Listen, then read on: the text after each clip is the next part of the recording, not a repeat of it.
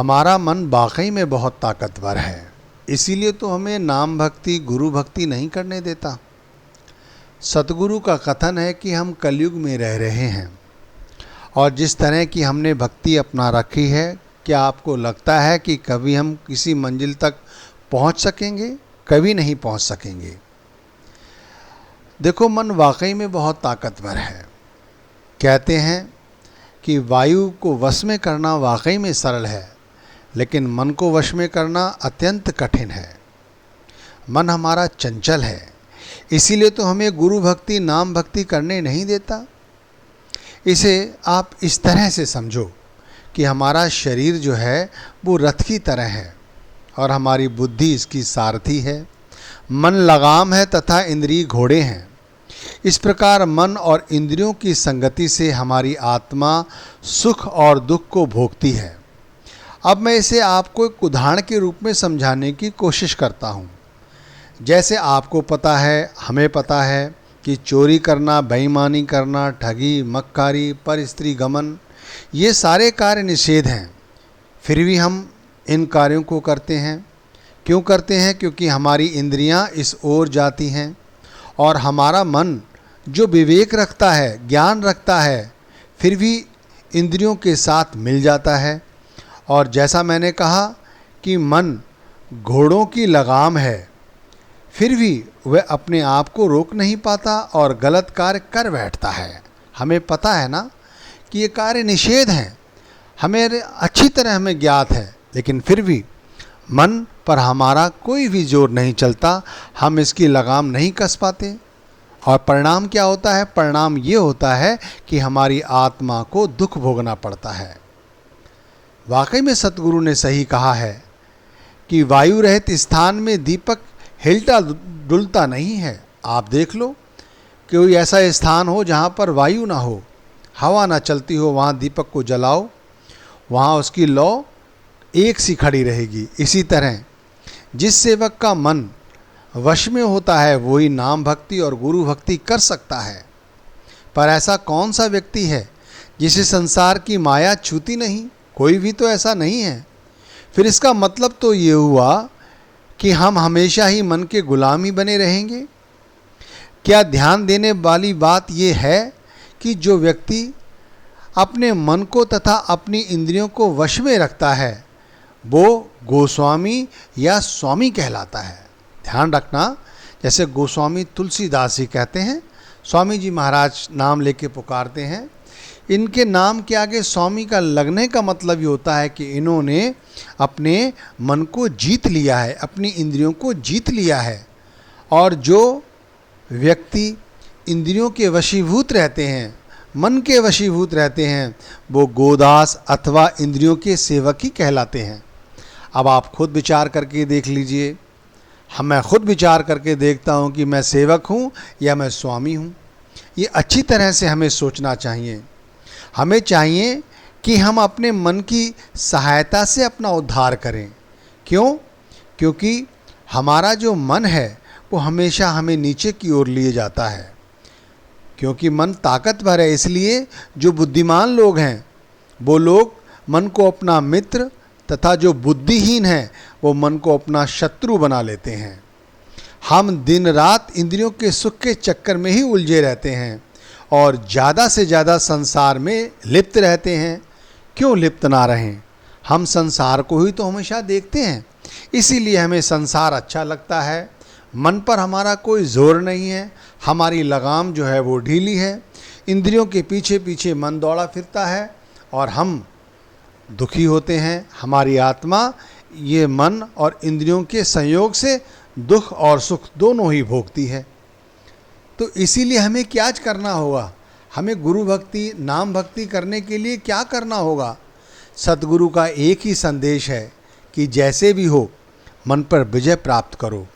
क्योंकि जब हम मन को जीत लेते हैं तो हमारे लिए सिमरन भजन करना और परमात्मा का साक्षात करना बहुत ही सरल हो जाता है। मन जीते जग जीत, कहा है ना गुरु नानक देव जी ने। जो मन को जीत लेता है वो संसार को जीत लेता है। मन को वश में करने के लिए हमें क्या करना होगा? हमें भजन सिमरन पर ज़्यादा से ज़्यादा जोर देना होगा। हमने सिमरन भजन को एक ओर उठा के रखा हुआ है, ऐसा नहीं करना चाहिए।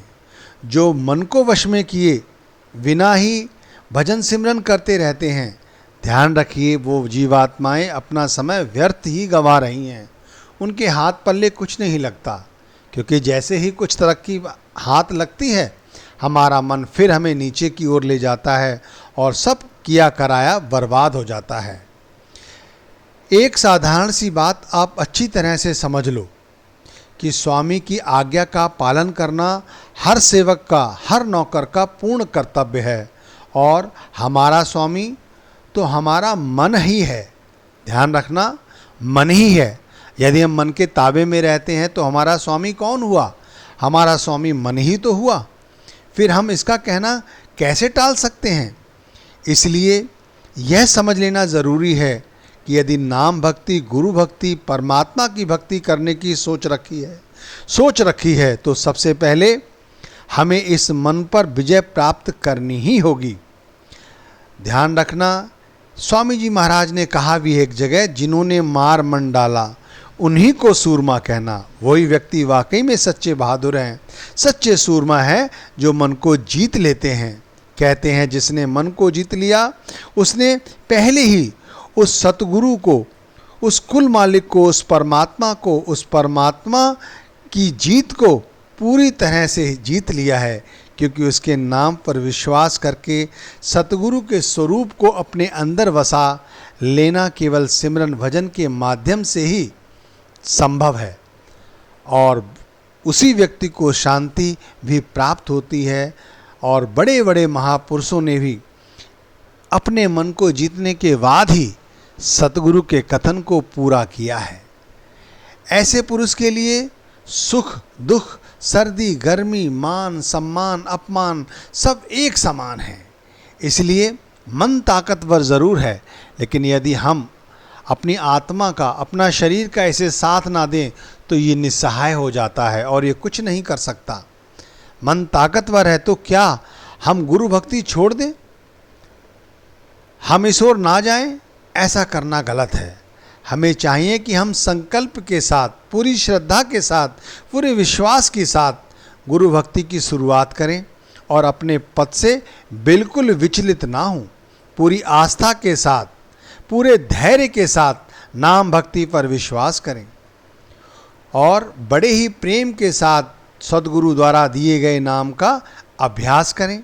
यह पूरा विश्वास रखना चाहिए कि हमें एक दिन सफलता जरूर मिलेगी। सफलता क्यों मिलेगी? सतगुरु का कथन है, देर सवेर ही सही तुम नाम का सिमरन करो, भजन करो, तुम्हें जरूर एक न एक दिन वो सब कुछ सुनाई देगा, वो सब कुछ दिखाई देगा जिसके तुम हकदार हो। इसलिए तुम्हें घबराने की ज़रूरत नहीं है, अपना विश्वास खोने की ज़रूरत नहीं है। अपने विश्वास को ऊंचा करो। मैं इसे एक कथा के माध्यम से आपको समझाने का प्रयास करता हूँ। एक बार एक गौरैया ने समुद्र के तट पर कुछ अंडे दिए, किंतु समुद्र की विशाल लहरें उन अंडों को अपने साथ बहाकर ले गईं। इस पर गौरैया बेचारी बड़ी दुखी हुई। उसने समुद्र के आगे बहुत विनती की, लेकिन समुद्र ने उसकी एक ना सुनी। आखिरकार उसने संकल्प लिया कि मैं इस समुद्र को सुखा दूंगी, और उसने अपनी छोटी सी चोंच में समुद्र के पानी को भरकर इधर से उधर उड़ेलना शुरू कर दिया। जब लोगों ने देखा तो उस गौरैया का उपहास करने लगे, कहने लगे, बताइए छोटी सी गौरैया किस तरह से समुद्र को खाली कर देगी। धीरे धीरे बात हर जगह फैल गई और फैलते फैलते महाराज विष्णु के वाहन गरुड़ देव तक ये बात पहुंची। जब उन्होंने गौरैया का ये प्रण सुना तो उन्हें वाकई में उस पर बड़ा गर्व हुआ और वो देखने के लिए गौरैया के पास आए। जब उन्होंने छोटी सी गौरैया को अपनी चोंच में जल भरते हुए देखकर और दूसरी तरफ उड़लते हुए देखा तो वो वाकई में उसके संकल्प की सराहना करने लगे और उन्होंने उस गौरैया से कहा कि मैं तुम्हारी सहायता करूंगा। और वो समुद्र के सामने उपस्थित होकर कहने लगे कि आप इसके अंडों को वापस लौटा दें, नहीं तो मैं इसकी सहायता के साथ खड़ा हूं और मैं आपको सुखा दूंगा। इतना सुनते ही समुद्र घबरा गया और उसने उस गौरैया के अंडे वापस लौटा दिए। देखो कितना बड़ा संकल्प लिया उस छोटी सी गौरैया ने। हमें भी चाहिए कि हम दिन रात सतगुरु के सिमरन की बातें करते रहते हैं, सतगुरु के नाम की भक्ति की रट लगाए रहते हैं, लेकिन हमारा संकल्प कैसा है? हमारा संकल्प बहुत ही क्षणिक और बहुत ही सरल सा जान पड़ता है कि थोड़ी सी नींद आने पर हम सिमरन करना छोड़ देते हैं, थोड़े से थक जाने पर हम इस पर कल पर टाल देते हैं। ये सब करना गलत है। जिस तरह छोटी सी गौरैया ने किस कदर से समुद्र को हिला दिया और किस कदर से गरुड़ महाराज ने उसकी सहायता की। ध्यान रखना, जब हमारा संकल्प बहुत ही दृढ़ होता है तो हमारे सतगुरु भी हमारी इसी तरह संभाल करते हैं। वो हमारे अंग संग खड़े हो जाते हैं। हम थके हों, चाहे हमारा मन सिमरन में लगे या ना लगे, लेकिन हमारी अंतरात्मा की भक्ति को देखते हुए वो हमारे साथ उसी तरह बैठ जाते हैं जैसे हम बैठे होते हैं। और देख लो, समाधि की ये अवस्था जैसे ही हमारी जुड़ती है, हम कितने लंबे समय तक सिमरन और भजन करते रहते हैं। मैं आपको एक बात बताऊं, आपने सुषुम्ना नाड़ी के विषय में सुना होगा। उसके बाद कहा जाता है, एक तुरिया पद आता है जिस पर जब व्यक्ति की समाधि लग जाती है तो जीवात्मा लंबे समय तक समाधि में लीन रहती है। आपने भी सही कई बार सुना होगा कि जब जीवात्मा का मन संसार से विरक्त हो जाता है, जब हमारा मन संसार को पूरी तरह से छोड़ देता है और गुरु को अपना लेता है, गुरु भक्ति को अपना लेता है, तो हमारी भी समाधि लग जाती है। आपने कई बार सुना होगा कि बहुत सारे संत एक कमरे में बैठ गए और उन्होंने बंद कर लिया अपने आप को, फिर वो 5 रोज बाद उठे, 10 रोज बाद उठे और इस तरह उन्होंने अपने आप को समाधि में लीन कर लिया। ये ऐसे कैसे संभव होता है? ये इसी तरह संभव होता है जब हमारा मन जो ताकतवर दिखता है, जिसकी हस्ती कुछ नहीं है, जब हम इसे जीत लेते हैं और हम इस तुरिया पथ पर आ जाते हैं और जब हमारी समाधि लग जाती है, यानी हम आज्ञा चक्र से ऊपर ही होते हैं, तब हम बहुत लंबे समय तक समाधि की अवस्था में बैठे रह सकते हैं। उस समय सतगुरु हमारी संभाल करता है। शुरू में सतगुरु का स्थूल शरीर हमारी सहायता करता है। स्थूल शरीर से मतलब है शरीर, सतगुरु की आंखें, सतगुरु का स्वरूप। और सूक्ष्म शरीर से मतलब है जब हम तुरिया में बैठ जाते हैं और जब हमारी समाधि की अवधि लंबी होती है तो सतगुरु का जो सूक्ष्म शरीर है, यानी वो जो शब्द है, जो प्रकाश है, जो ज्योति है, वो हमें दिखाई देने लगती है। और इस तरह हम लंबे समय तक सतगुरु की भक्ति करते रहते हैं।